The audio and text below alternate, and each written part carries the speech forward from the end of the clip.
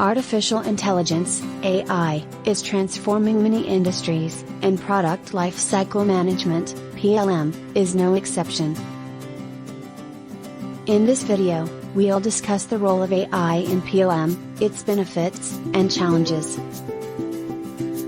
One benefit of AI in PLM is predictive maintenance. AI can analyze machine data in real time to detect and predict maintenance needs before a failure occurs. AI can also improve quality control by analyzing data from sensors and cameras to identify defects and improve product quality. Supply chain optimization is another area where AI can make a big impact.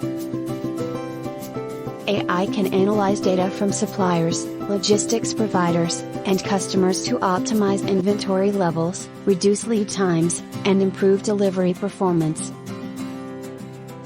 However, there are also challenges to implementing AI in PLM, such as data privacy, security, and the need for specialized skills and knowledge.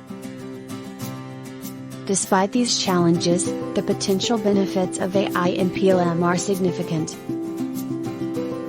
By using AI to optimize product lifecycle management, companies can improve efficiency, reduce costs, and improve product quality.